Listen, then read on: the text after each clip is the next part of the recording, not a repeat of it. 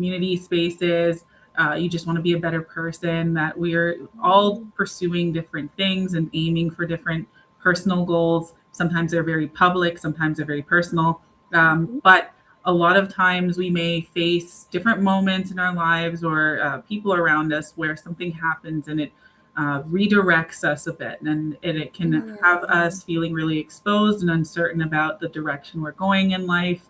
And so, while this topic is framed a lot around athletes, I think it really is applicable to anyone that may find themselves in a moment where they're not really sure about what their next move is, what their purpose is, and where they're going. Absolutely. Did you hear that, Love Bay? It's going to be a juicy conversation tonight. Yes. Absolutely. So, there are these movies that we watch, like Save the Last Dance, and, Yes.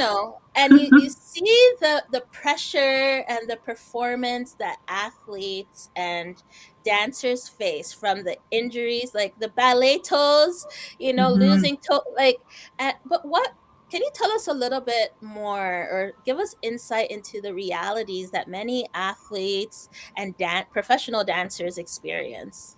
Yes. So, um, these individuals are working nonstop perfecting their craft. So, working with athletes across various sports, dancers of different backgrounds, coaches, Yeah. the like. Um, they are constantly having to work on their mental conditioning as well as their physical conditioning. And the Mm, physical conditioning, we're talking hours waking up really early, doing practices, still going later on that day and maybe going to the gym, being very mindful about what activities they're engaged in. Um, a lot of these movies, while they might kind of chop it up and show different, sort of like glorify or show different elements of it, it can be quite onerous on an individual. Like, you're tired, like sometimes you might not feel fully up to going to work and you still get there. Imagine getting up, going, having to run, having to lift, having to jump, doing it at your full capacity, because mm, every practice matters. What your coaches think matters. So when they say like really no days off, it can be pretty demanding. So the reality is they are going nonstop to perfect the craft. absolutely. So it sounds like, even as they're conditioning their body, right? It's definitely like a mental game because I can only imagine just being in that day in and day out, how Mhm. emotionally taxing that can be. Yes, so they are, and I think this is where even, like a lot of times when we look at athletes too and we think motivation, it's high motivation, and it can be high motivation, but it's also a lot of high discipline. So it's really like no matter how you're feeling that day, really trying to get out there and produce, do something. You're trying to hit a personal best. You're trying to make sure that you're doing a certain number of passes or that you're playing a certain way. And so again, also that is a lot of mental sharpness. You're also needing to make sure that you're sleeping well, you're eating well, because that affects how you show up each day. And so there's constantly this monitoring of what you're doing, tweaking Mm, things that you're doing. I find with a lot of athletes, they are so good at explaining to you when they, like if they were to come to me and bring up a problem, that they can really describe specifically, this is what I'm experiencing, this is what's wrong, this is what I'm noticing, because their day consists of small changes, little tweaks. mm. It's not always like some big new routine that they're doing. They're really trying to refine the same movement in slight ways to be better each time. Wow, wow. So I know that, sometimes people have the opposite problem, trying to get that motivation Mhm. to, do particular things in life from A, B, C, D, right? Mhm. Um, what do you think drives athletes and dancers to really allow them to get into this routine of discipline for themselves and push themselves sometimes even beyond their own limits? I think from what I've observed, it is constantly being reared in this way that this is the standard. You want to be the best. You want to play in a certain league. You want to go to the Olympics. Whatever their dreams are, it is that you have to be disciplined. And I think that that is something that's always instilled very early on in structures. Especially, let's say you're a swimmer. you are getting up at a certain time early in the morning, often Mm. for school if you're a student, and that is what the standard is, and that's what everyone around you is doing. They look to their, their role models, and these are the things that they're Mm. doing, and they very much see that if I am to be not just good, but I want to be the best, I want to be the best that I can be, there is a certain discipline that comes with that, and it's nothing less. Even for those who are naturally talented, it's Mhm. still very much the system. You need to be at practice a certain time. There are consequences for not being at practice or being at practice on time. You can see that show up in performances, even for those, like I said, that could be really talented. As you get older and older, your competition pool increases, those Mm. subtleties are more and more noticeable. So it becomes very clear that if you really want to succeed, there is a certain standard that you need to meet and exceed. And so, um, motivation, while it's something that's so like it helps us so much because we feel Yeah. good, we feel ready, it pushes us a lot. This is where it really moves into that category of discipline and learning what discipline is, because, like I said, you may not feel like it every day, but you know what you're aiming for and you have that goal in mind and you know what it takes, and that's what's constantly reinforced. Absolutely, absolutely. You know, and I probably don't help. And thank God I don't go to live games because, you're there and you're like, what are you doing? Yeah. Come on, defense. Like, I can do any better. I know I can't do any better. And, it's harder to be on the other side. I can imagine being the athlete, being the dancer that's expected to be quote unquote perfect, Yes. right? Yes. How do they navigate and manage that pressure to be perfect and to be excellent? Because I can't even imagine. Hmm.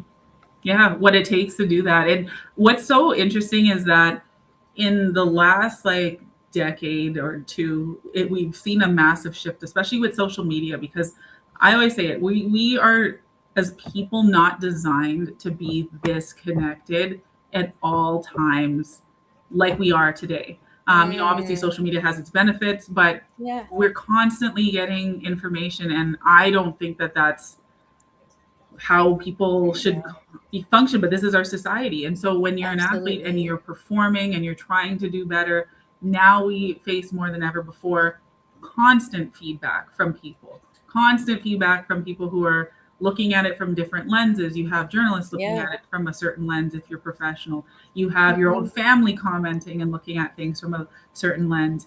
You may Yeah. not really have these spaces to unplug. So even when we know that there's always been pressure, there's pressure of people in the stands, there's pressure of your own Mhm. self, there is also this need to um, be more present in the media, be posting, talking about what you're doing, having a social media presence. And then this also sort of other effect where that overexposure leads to a lot of additional pressure. And some people are better Mhm. at navigating how do they filter, how do they block things out. But a lot of newer work in the past couple of years for me has been on specifically navigating the Mm. relentlessness of constant feedback, constant exposure, constant comments. Absolutely. So how does one filter that out? I really am a strong believer in having a plan. It's not something that I think you could just go into and not think about. I Mhm. often talk to my athletes about what information is important and what information isn't. We sort of Mm. label the information that comes in. Is this a need to know, or is this a must, a nice to know? Is this Mm. chatter? Is this distraction? Is this something I may have to take and sit with and think about? When Mm. are you giving yourself access to that information? Like before a Mm. game, you're scrolling and you're reading what people are saying about an upcoming match. If you're someone that's um, has a lot of views and when it comes to your sport, that Yeah. may not be the most optimal time. You may have a very specific pre-performance plan that we really want you to focus on, but maybe it is a couple of Mhm. days later you look at to see what people are talking about. Maybe that's filtered through someone else. So it can look very different depending on who you are and how you respond to information. There are some people that really don't care either way, and it's not really a topic of conversation. Um, Yeah. but even for those individuals, it's something to keep an eye on, because over time, Yeah.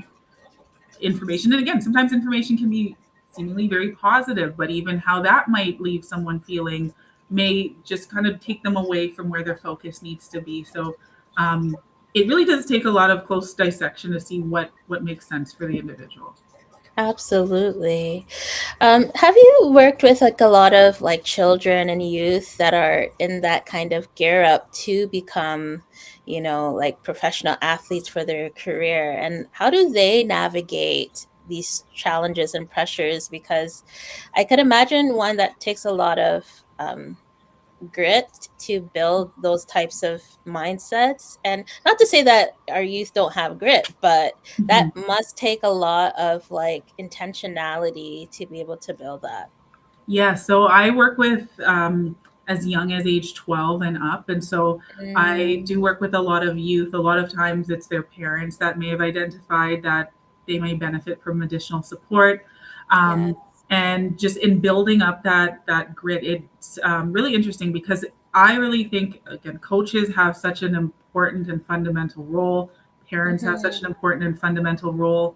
So a lot of times you also notice when you work with them, a lot of the things that they feel about their performance and how they think are very much modeled off of primary caregivers, primary individuals in their lives. And so that can be such a foundational point to see, like, how our parents, how our coaches talking about their performances, others' performances, how they should think about things, and something that you very much monitor. They also are, again, creatures of the social media age, and so how they are looking at their performance and talking about it is modeled after that. So I am a strong believer in looking Hmm. at ways to, especially when you're in that development phase, because some of those youth are not going to go on to be pros, but being Hmm. involved in sport is going to be really fundamental to their growth. So I think helping them to shape a fulsome identity as athlete and self is really important at those critical ages, because that is the lessons that you learn through sport can be still applied to so many great areas of their lives. And that's how I feel we should be talking to youth about their performance. Absolutely, absolutely. And what about like the comparison trap? Because I can Mhm. imagine, you know, especially, I don't know, I feel like a lot of people in our cultures experience, even based off of clients that I've seen, like they're often compared to other people or other Yeah. family members. It's like, well, so and so down the street, they don't have this issue with Yeah. their kids, or right. And so how I can imagine that that's something that like high performers and athletes and dancers, like they experience, where they're always being compared to Hmm. somebody else or something else. So how do Yes. they navigate that? I believe that when we're looking at athletes, we're looking at performers, like, we know that these are things that are going to happen. So I'm Mhm. also someone that, when I'm looking at how we're handling comparison, is to also accept that that's going to be a part of their experience. And so, as you said, how do we handle that? Is how do we talk about how do they take that comparison? How do they take that information? Mhm. By no means does that mean that we should constantly be comparing young athletes to one another. And I think this is something that we have to be very mindful of. Um, Mhm. do they understand the meaning of that comparison? Is there another way that you can share feedback? Maybe I don't need to say that their teammate does this better. Maybe I just need to focus that message on that athlete, their performance, what I would like them to do better. But I Mhm. also think that it's important that we don't hide that reality from young people as well, because in Mhm. some places where I know certain organizations that have been really, really careful and really thoughtful about how they talk to their athletes, navigating, are they comparing athletes to another, and they're really focusing on their individual plan. Sometimes even those athletes go on to higher forms of competitive sport, and then that's their first exposure to being compared to someone else. And again, we know that this comes with the work. So I think talking to these athletes about um, how do they want to take this information? Who is the source? Not everyone that is saying something or making a comparison is informed about what what something should look like. They're not the best Mhm. person to make that criticism. And so we want them to also be able to be discerning of what they're hearing. And Yes. also learning to push back when it makes sense to, like if it's even within Mhm. families, sometimes it is something where, we to pick and choose our words very thoughtfully, but maybe it is something to let mom and dad know that they don't need to be compared to their older brother or sister all the Mhm. time. Um, Parents need some of that feedback too to understand how to support them better. Yes, absolutely. Absolutely. Girl, you're there dropping all the gems tonight, huh? A little bit. Little bit, little gems. I hope you guys are taking notes tonight, right? Yeah, I can imagine. Like, I'm thinking about like different sports and stuff like tennis. And when someone, say it's like a one-on-one match, Mhm. and then you see the disappointment when obviously when someone like loses a game. Can you talk about like the impact of like negative self-talk and how that plays a role in maybe some of the challenges that they face? Yeah. So, and I love that you bring up negative self talk because this is such a common one. And Yes. a lot of times when we look at some of these habits, we see them in a certain setting. So, like you said, you could be watching tennis and you might even see people mutter things under their breath, but these are often habits that have started forming from a long time. Um, Other Mm, people's talk about someone can become internalized as our own voice. Where we see our role models also modeling some of these behaviors unintentionally. But self talk, I've had worked with different people who felt like, this motivates me at times. Sometimes I need to hear this. It can sometimes wake us up, but it's not a sustainable form of motivation. It's not something that's sustainable and focuses us on the right skills, the right mm, elements. When you're competing at your highest level, when you're competing or training, and you're using negative self talk, you're putting your mind in a state of focusing on negative performances, moving your attention away from maybe what you need to do and criticizing yourself. There is a space for self reflection, critical self reflection, being able to say, you know what, I didn't do that so great and I need to do that better. But when it gets to be like something really disparaging, when it's not offset with, you know what, that was not a good play.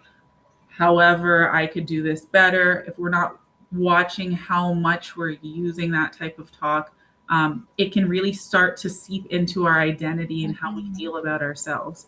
And Yes. that can extend far beyond sport. Um, God forbid you Mhm. hit a negative or a rough patch in your career, then those things that were just little words here and there becomes like what you Mhm. actually believe about yourself. Absolutely. I remember one time a client said, perfection is a made up construct. After we were like, breaking down things, I'm like, yes, I'm gonna Yes. use that all the time. It is a made up construct, right? Yeah.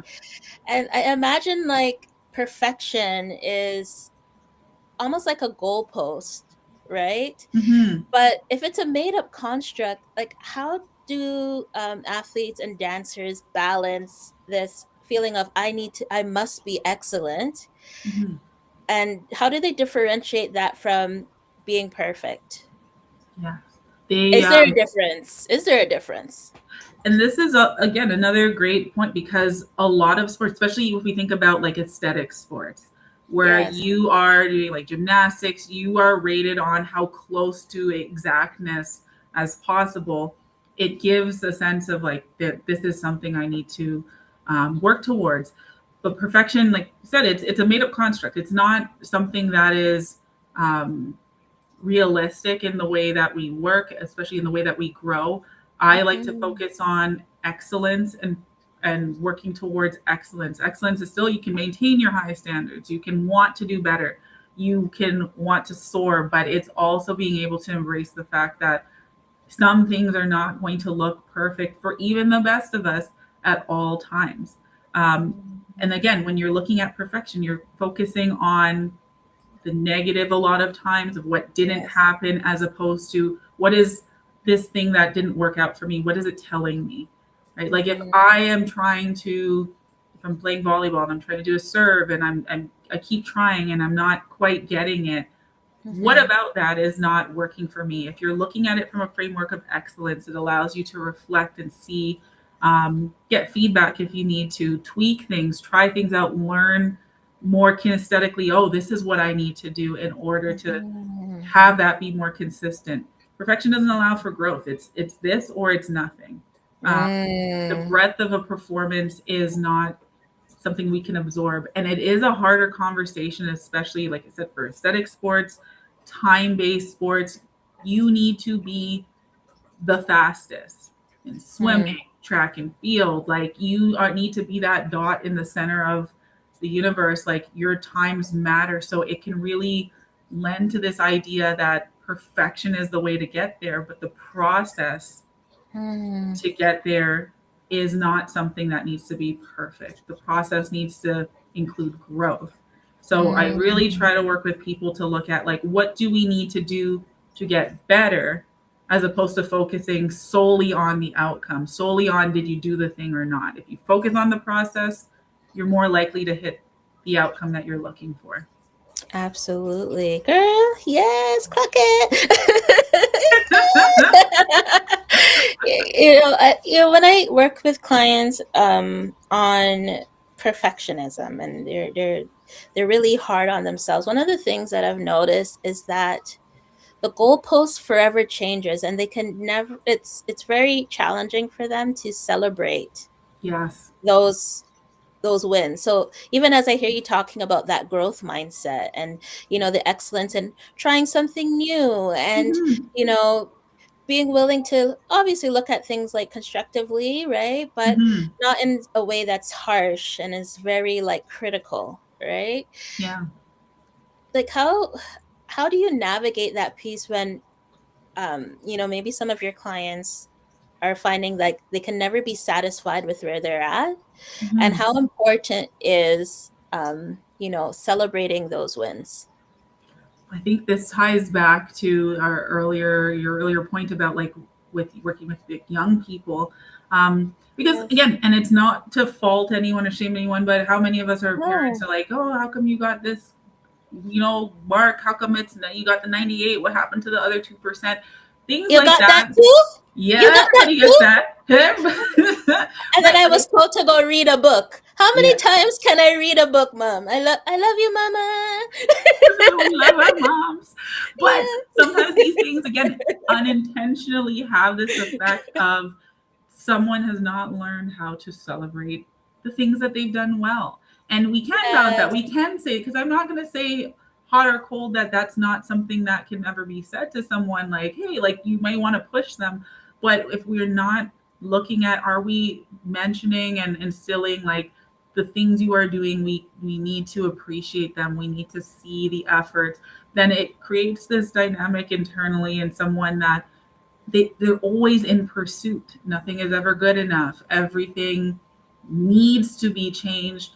And some things are nice if they're changed and nice if it shifts. But even for ourselves, we can't appreciate good things. So you'll see, maybe not Yeah. even just in athletes, but in individuals, like, they're changing Yeah. jobs a lot, changing partners, they're not Yeah. satisfied with certain things, Yeah. they've achieved the things that they've said that they wanted, and it's still like, it's not enough. And it doesn't mean that you can't Mm. want growth and more, but that this is when we start tying back into identity. Like, someone Mhm. might really feel like their personal identity, they're not ever satisfied because they haven't learned to appreciate. So I like to also, with those that I work with, stop and just, like, because I see a lot of updates for a lot of the people I work with publicly, Mhm. and some of the things that performances that they do, and it's like, can we just acknowledge that you did Yes. this thing? And just sometimes it's like, you can see it's a little bit hard for them to do that, but it's important. Yes, absolutely. So what are some practical ways that people can slow down and begin to acknowledge those wins in their lives, right? Because I could imagine hearing it and you're like, oh, that's so corny, acknowledging my wins, but Mhm. it's a thing. Yeah. Yeah. Talking about it helps.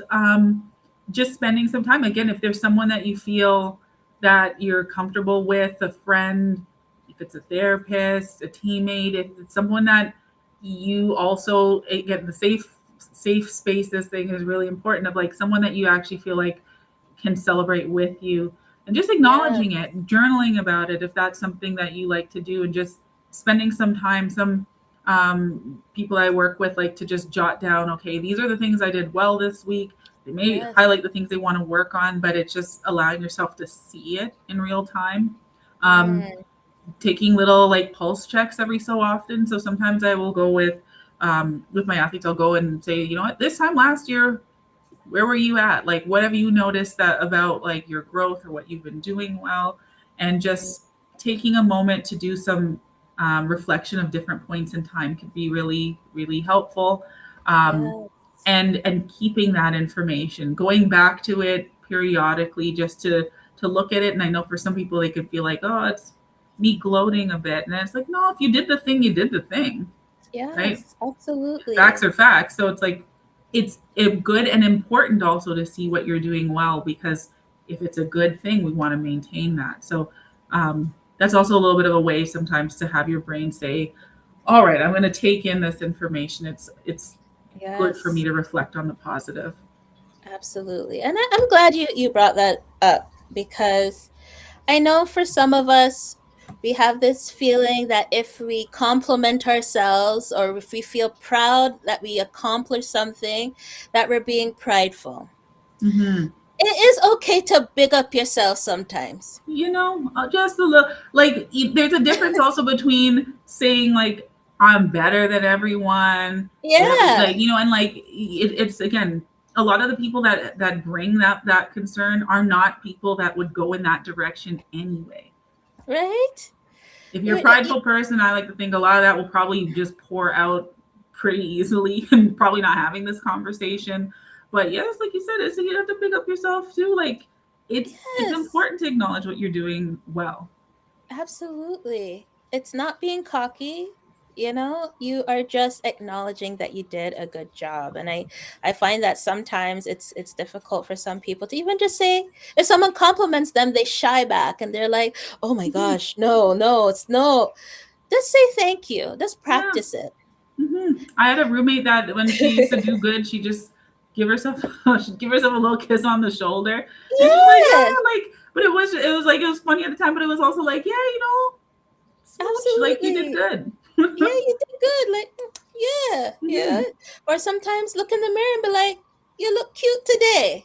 I Hmm. look cute. And Yes. today I put on my lip gloss and I put on my lip liner and I said, oh, I look Yeah. cute. Yeah, it's important for us to see those things in ourselves, and you know what I mean? Yes. Yeah. Mhm. Mhm. Well, you are listening to the Mental Health Hour on Love Bay Afrobeat Music and Talk Radio. Please like, share, comment, and subscribe. Download our Love Bay radio apps from the Apple App Store or Google Play.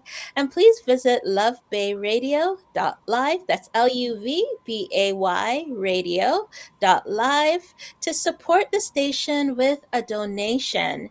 Your donation helps us continue serving you, our community. And if you want to join the conversation tonight, reach out to us at 437-778-3299. Again, that's 437-778-3299. Or drop a comment in the chat. Let's hear from you.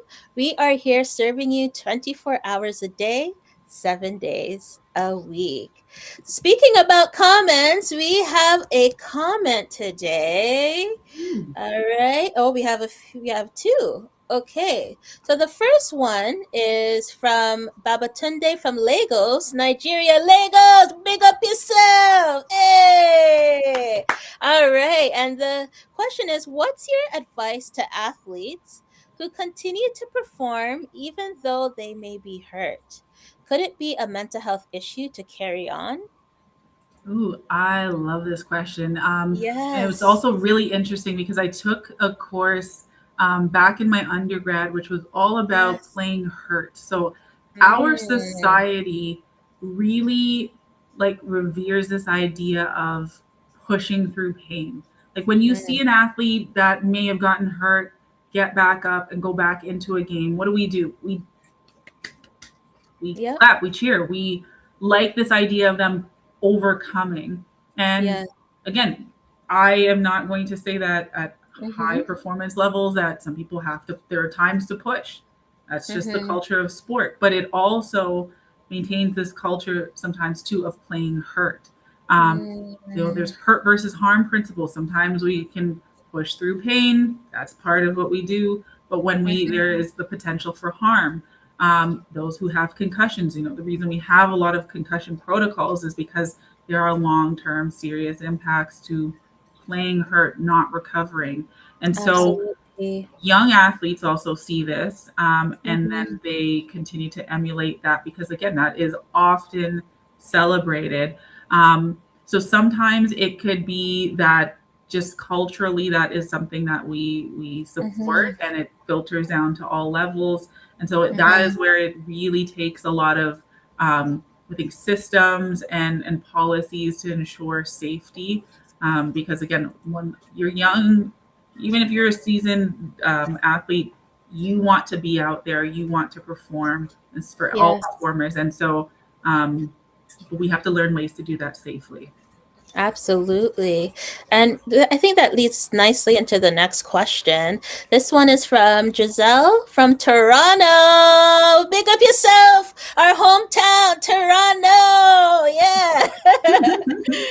So Giselle asks, how would a psychologist prepare an athlete going into a competition where they know they may get hurt? For instance, boxing. So Ooh, I I like am a second degree black belt in Taekwondo. So I am very into the it. Hey, combat sports. Love my combat sports. Um, yes. that is such an interesting one because there is a high risk of harm, of like seriously getting injured. This is where athletes really, we have to really look at what their motivating factors are, Mm-hmm. really educate athletes on the risks associated with what they do. Even other sports like bobsleigh, luge, like ones where again certain mistakes can be really costly. Um, Mm-hmm.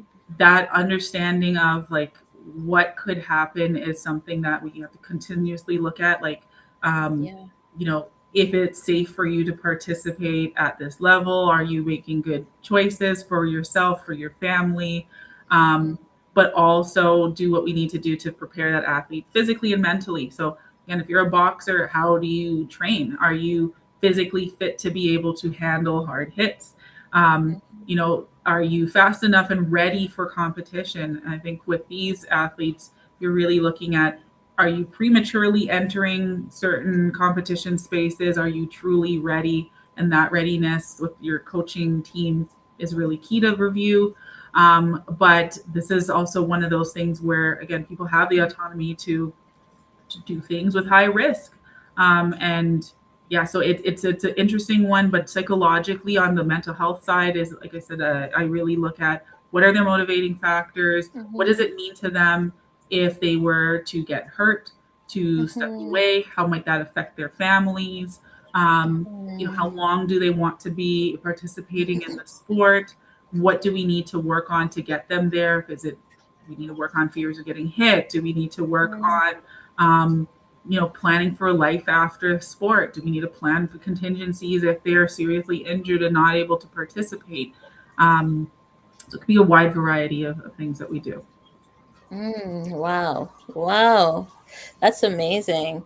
And I think that this naturally even leads to the next part about when, sport or dance or anything becomes your identity.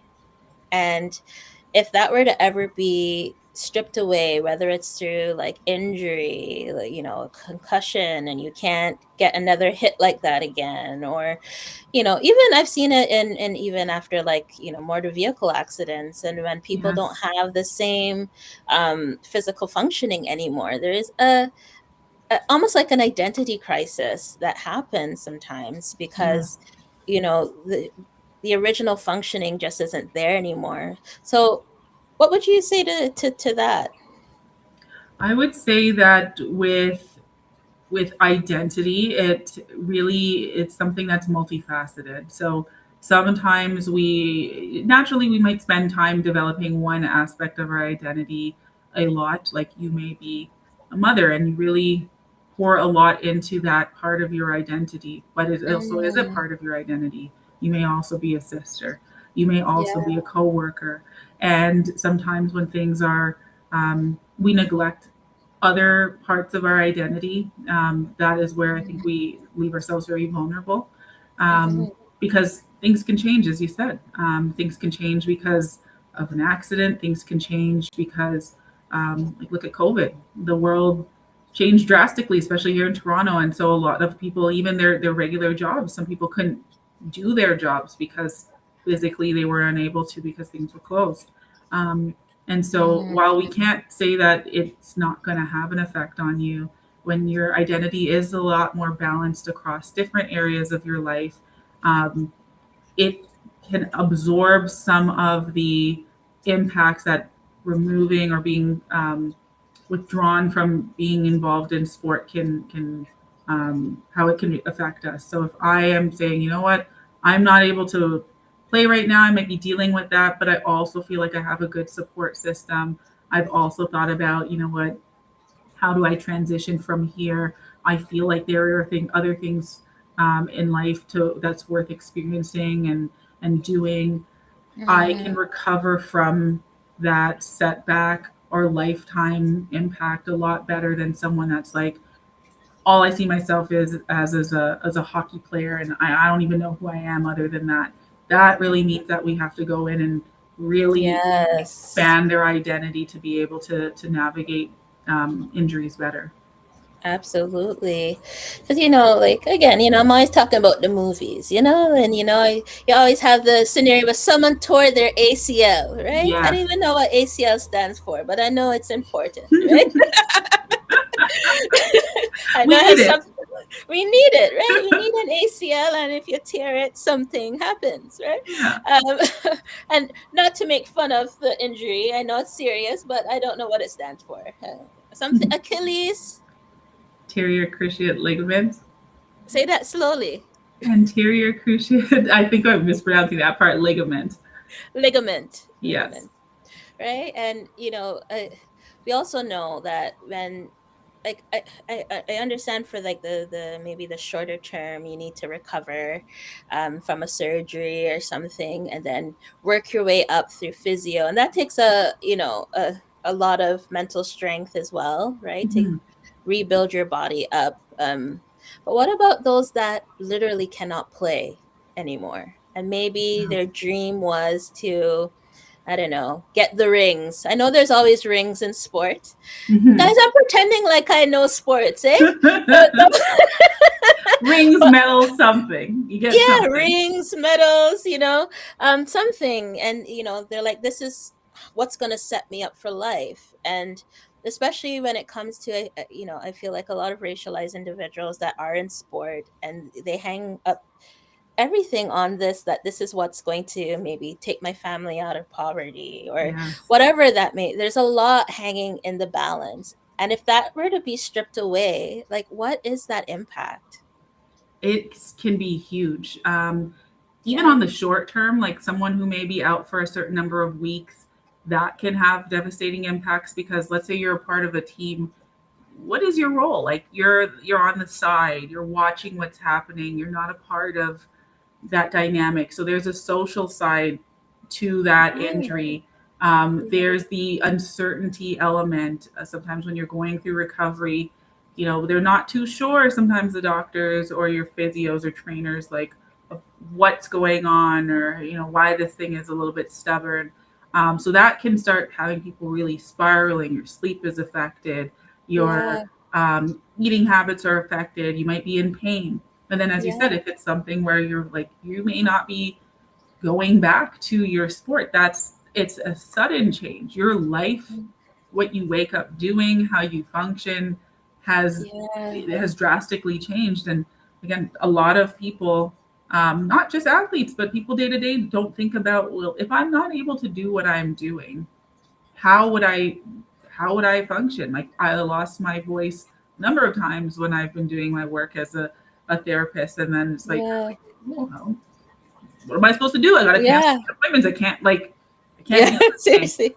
So, and it's Yeah. like long term, and if you've never really thought about how do I pivot from here, um, that can be really jarring, and that is separate to the fact of like, okay, my functioning, what can I expect about how I'm going to navigate the world? Now I have a chronic knee injury, or I've had multiple concussions, and that's had an effect on my mood. They sometimes don't have, athletes or performers don't have someone to help them navigate those Yeah. questions, navigate that lifestyle transition. So it can really show up in, isolation, hostility, irritability. Um, it can go, they could double down, and I'm going to do all the treatments. I'm going to go everywhere and try jump from doctor to doctor. So we can see it in a lot of different compensatory Mhm. behaviors and trying to figure out like, how do I regain some sense of control in this really uncertain Yes. time? Yes. And I'm glad that you brought up control because, the root of a lot of like anxiety is that feeling of loss of control. And Mhm. when there's something like an injury that literally your body's like, I can't, how do you make peace with that? How do you accept that? And how do you get over that? Or not even over it, go through it. I don't like to say get over. I like to say get through it. So how do you Mhm. get through that? Yeah, I believe it does take some time to grieve your expectations, right? If you were working towards a goal, and often for these individuals, it's from when you were a kid. This could have been your dream for so long. There's grief with that. Yeah, There's of just being course. able to mourn, be sad about it, be mad about it, allow people that space to have that. Mhm. There's the support systems. There is a balance between, sometimes you do need your space, but also sometimes you need to be around people and not isolate. Um, but I also believe within that too is, it could be you doing this work on your own or with the assistance of someone helping you to see what may be next. What are some of your transferable skills?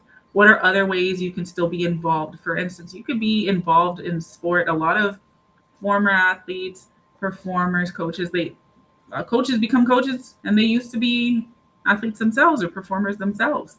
Um, there's clinical roles, there are mentorship roles, there are, a lot of C-suite top execs, that are women, used to play sports.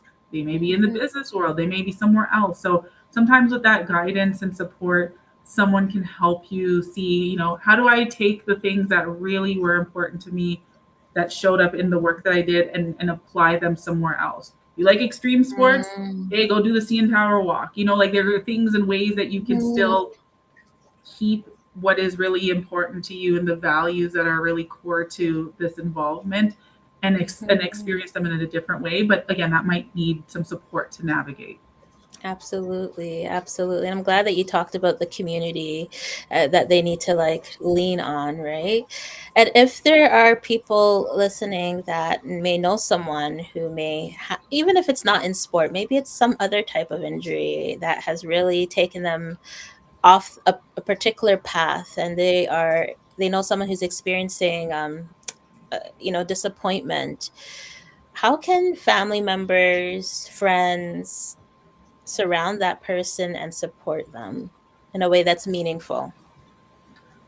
With support, it can change day to day. And so I think asking someone, like how they're doing, what they're needing. Sometimes it is reading the room. Sometimes I'm not going to give you a straight answer. It may very well be to say, like, hey, we're going to this thing, we're going to go for a walk, we're going to step out. Um, Mm. it's being mindful of the things you're saying around that person. So again, sometimes to cheer someone up after, an injury or a life change, people say, you know what, well, it wasn't maybe you weren't going to go that far anyway, or, who Mm, cares? Like, it's only a few people go this distance. We might say things that we yeah. feel is trying to like downplay the significance in order to refocus someone, and it's being mindful of, you know, are we helping with our words? And so you really may need to look at how is that person responding to what you're saying. Um, how you talk about sport, how you talk about injury. Are you feeding into this narrative that, like, Mm, your dreams are done, or are you speaking life into this person that there's still mhm, a lot that they can offer and do in life? Um, mhm, but again, each person, it can be really, really different. But it's, I think, being ready to interact with them in a different way. Like with former teammates, sometimes it's like, yeah, maybe a lot of what we talked about was the sport we did. Maybe this is where we actually do have to talk about other parts of life, other interests, other things, and be mindful of mhm. shifting that conversation. Absolutely. And, I don't mean to shift the conversation at all, but I would really love to talk a little bit even about like the eating disorder piece, Mhm. right? What are the challenges around eating disorders, and how does it relate to high performing athletes and performers? Eating disorders can show up pretty subtly in some respects because Mm-hmm. athletes may need to maintain a certain weight. Their body measurements are monitored. For Mm, again, certain sports, they do need to be under certain weights for certain weight classes and things like that. And so, um, I really see a lot of times that, especially if you're not at the like professional level, uh, mm-hmm. the knowledge about how to fuel your body, how to safely navigate um, weight gain and muscle loss and muscle gain and all these different things is not really, um, the depth of the education is not always there. And so people Mm, resort to habits that they feel should get them results. So they may say, I need to drop weight, so I'm not going to eat, or I'm not going to eat well.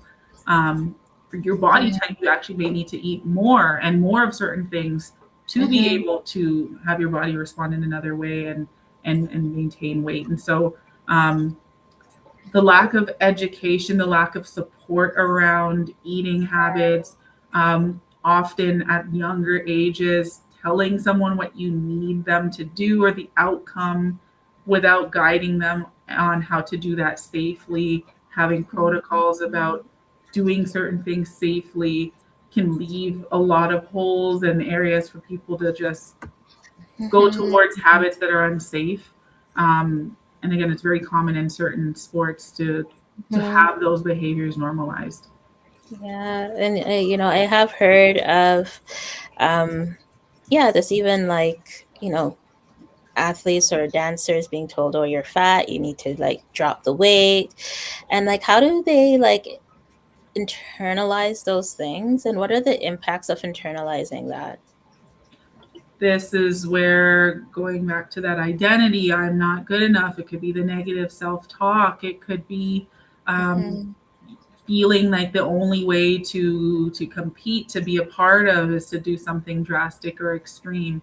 And I also believe that this is where we have to hold realities to different realities as truths. If we ignored the fact that body composition in certain sports matters, then we can't shift the conversation too far to the other direction of only talking about health. In some sports, we do have to acknowledge the realities of like the criticism from the public and what, how judges may react to things. But we also need to say, if we're going to try to hold certain standards, we need to be able to do that safely. And so the conversation can't be meet this objective, like we need you to cut weight, and not also include this is how to do that safely. This is how your body responds. What happens if you're Mm-hmm. not able to do that? How are we talking about that, that friction? Are we saying you're not doing enough, or are we saying, hey, maybe the plan for you needs to be reviewed and tweaked, and maybe we need to look at what is healthy and safe for you?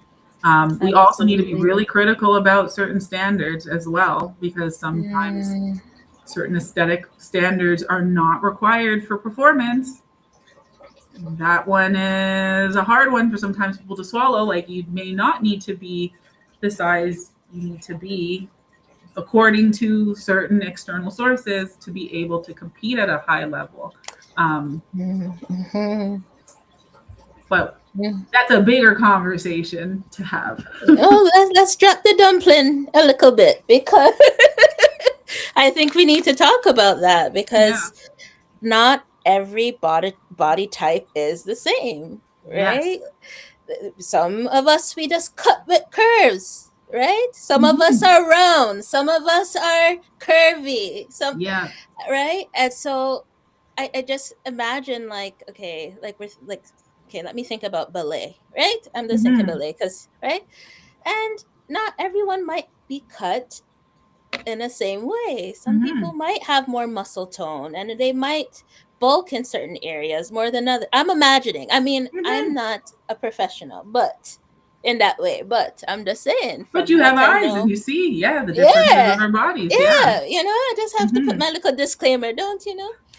I'm not a nurse, I'm not a doctor, I'm not a, kinesiologist, but yes, I have the eyes, right? Yeah. So, but yet they're expected to be a certain, like, it's hard to even fathom being under that pressure when your body just doesn't conform in that way. So how Yeah. do you, manage those pressures when you may be you may be even more flexible than the person who is cut another particular way, Yeah. but it's not good enough. Yes. This is a really interesting conversation because I've had this conversation with Mhm. some wonderful ballet schools, even one in here in Toronto. And Yeah. we were talking about how, again, this reality of preparing young dancers for the realities and the biases of the world, and how certain spaces will hold on to certain ideals, and that is something that they may be contending with, but also what do they want their role to be in challenging these norms? Some of these um, perceptions of beauty, like, where did they come from? Who is it to who does it Mhm. permit in? Who does it exclude? When we Yeah. say that something is beautiful a certain way, why do we even feel that way ourselves? So this was a question that we've done some. Um, this particular ballet school is looking and doing some reflection of, like, how Mhm. are we even how do we even feel about this? Like, where do these constructs come from? How do we unintentionally, a lot of times, become people that maintain that same ideology and then pass that down? Yes. These are learned behaviors. um, this is where professionals, dancers, may ask themselves, like, what role, and I always ask people, what role do you feel you want to occupy? You can always change roles. This is something I learned from a random interview I saw with Barack Obama, where he was talking Mhm. about what the role of a president does versus the role of the advocate. And so some people may Mhm. find that they want to be the ones that advocate for different body types. Some people may find that they will do that in quieter ways. They just want to dance. Some people will say, you know what, I'm only going to perform in places that are affirming of different body types. But looking at the different roles that we want to occupy will, I think, help to allow us to navigate this a bit better. Mm, absolutely. How do we break these systems and reform them? Because I feel like they're just age old systems that continue to repeat itself. And then you have, I just imagine our youth trying to fit into these unhealthy standards, right? And it's already, from based on what you said today, there's already so much pressure, Hmm. right? Hmm. But also looking at your body and thinking, I shouldn't put food in my mouth because I need to fit a particular standard that may not be realistic for even their body shape. Like, where do we go from here, girl? Yeah.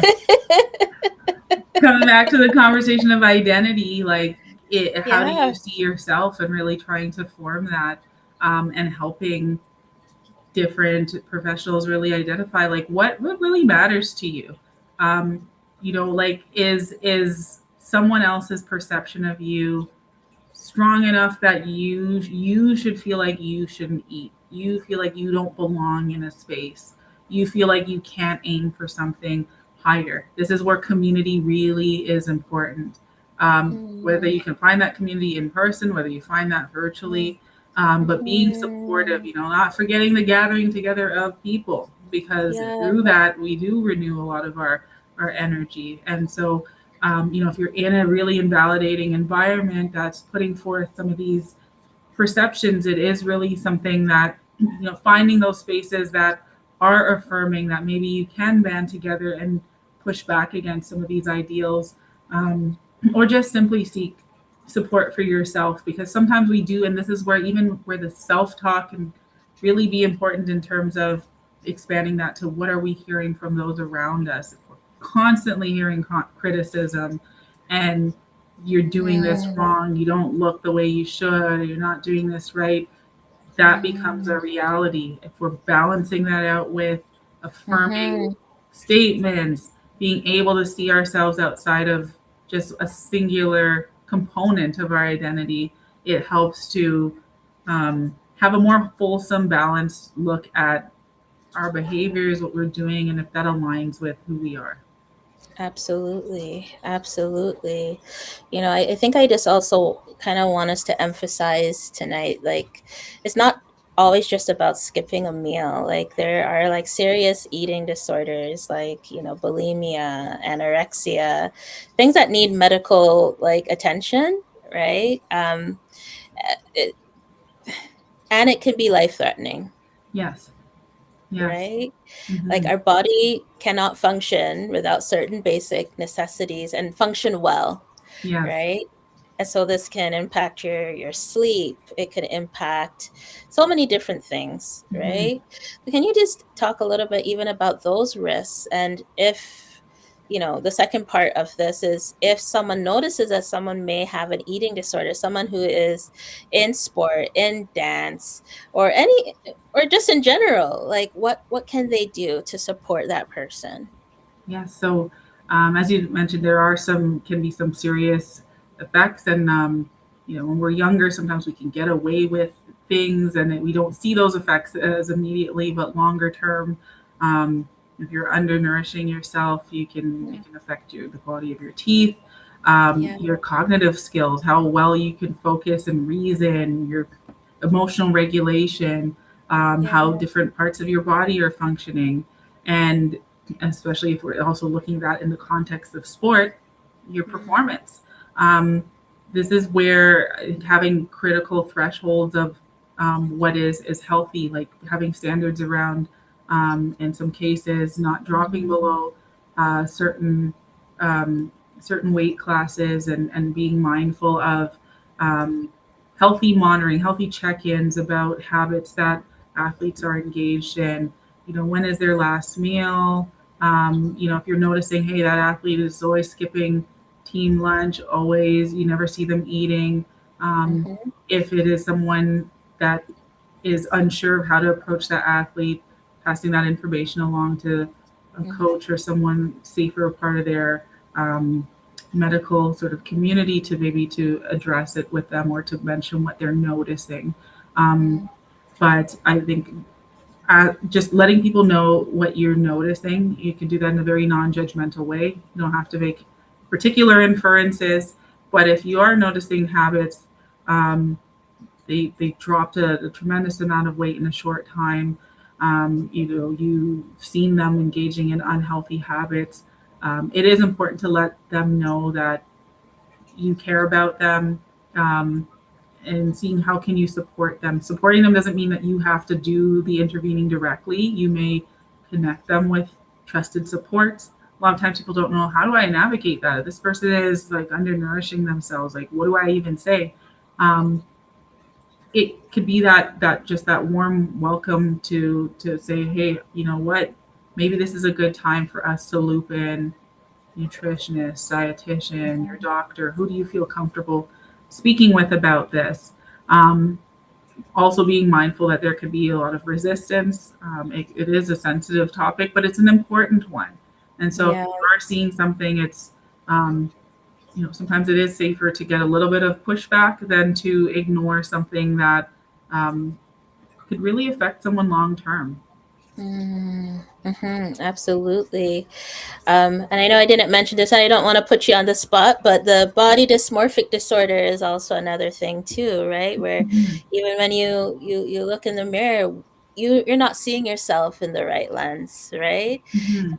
Can you talk a little bit about if someone notices within themselves that, maybe they'll look in the mirror, maybe they have dropped, you know, 30, 40, 50 pounds in a shorter amount of time, like a significant amount of weight, but yet they look in the mirror and they can't see themselves in the right lens. What helps are out there for them? What can they do?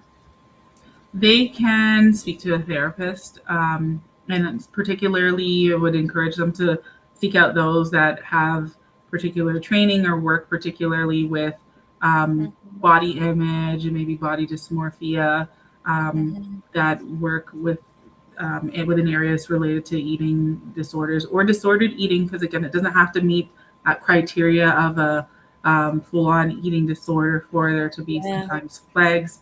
Um, but to also maybe if they're doing the deeper work is to ask themselves like what is enough, what standards are we operating on under. The standards Yes. change, they change all the time. What's in one day for your body according to the Mhm, media can be completely different in a couple of years time.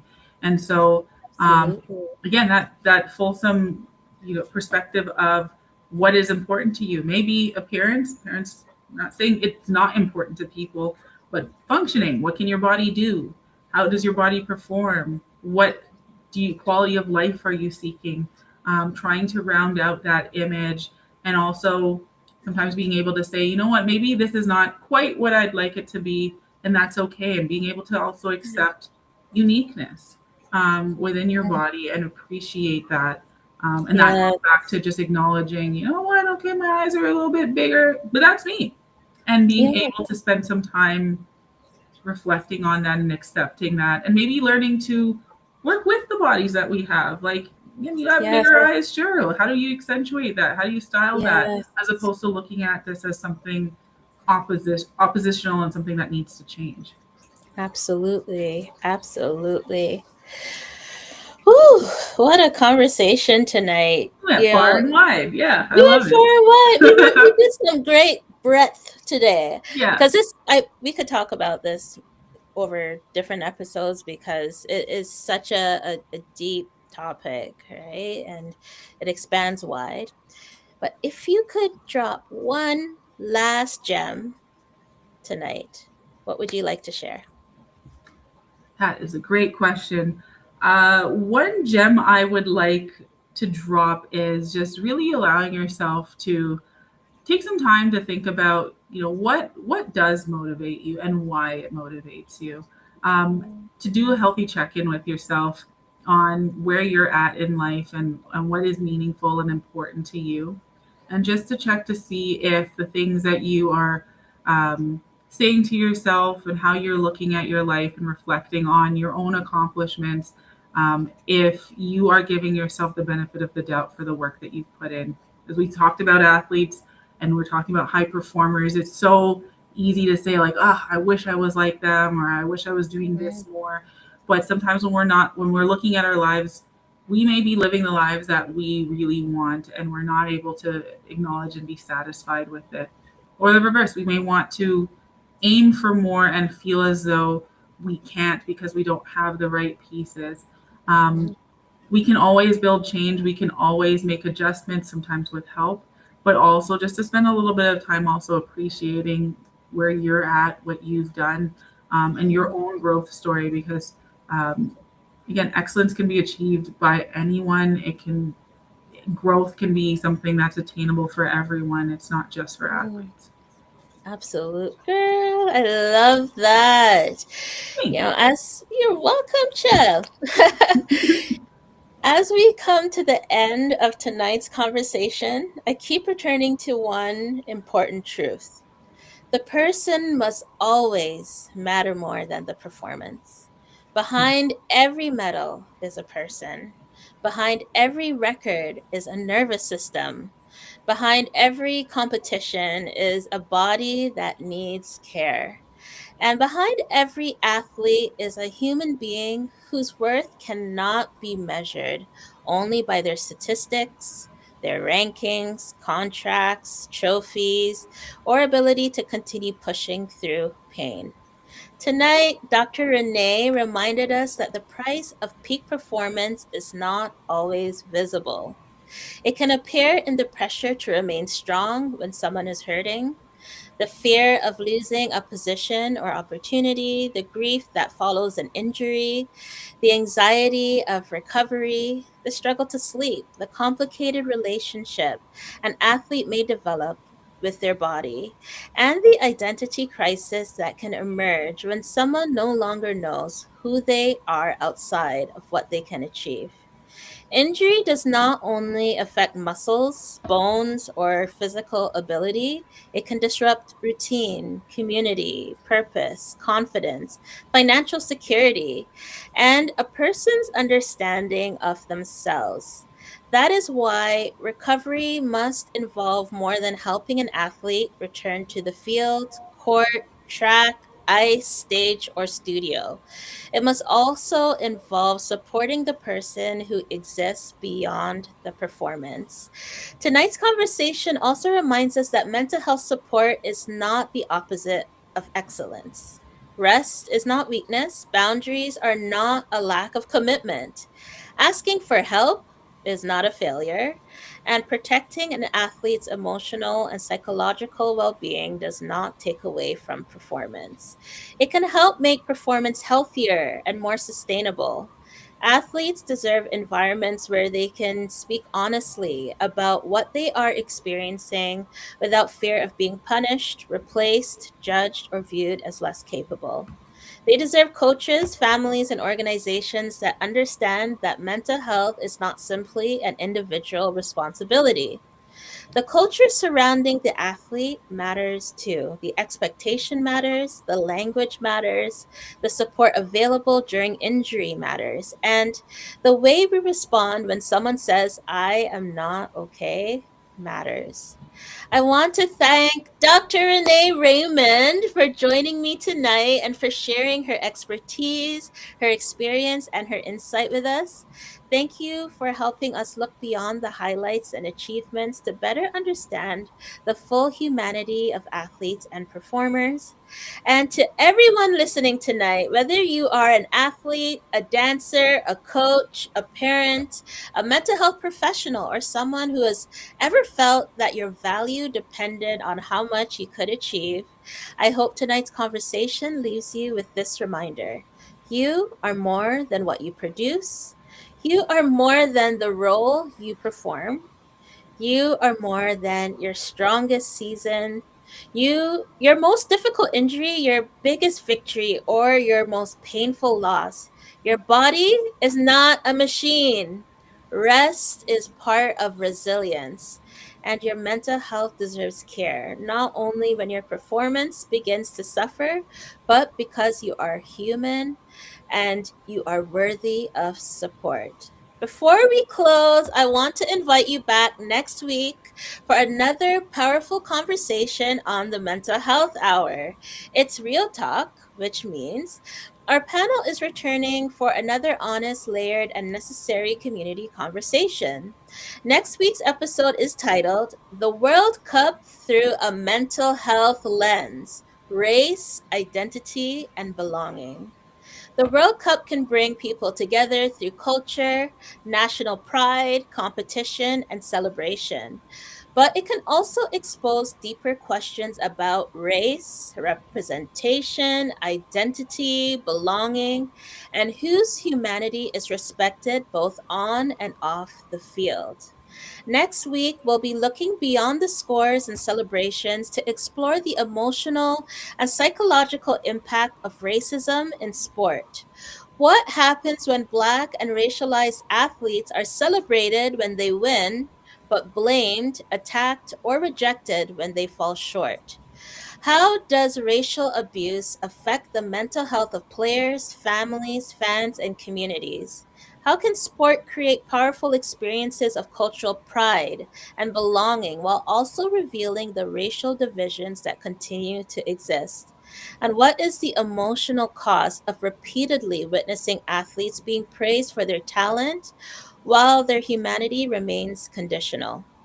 We'll also be talking about representation, national identity, racial trauma fatigue, community, and what it means to experience the World Cup as more than a sporting event, but as a reflection of culture, history, identity, and belonging.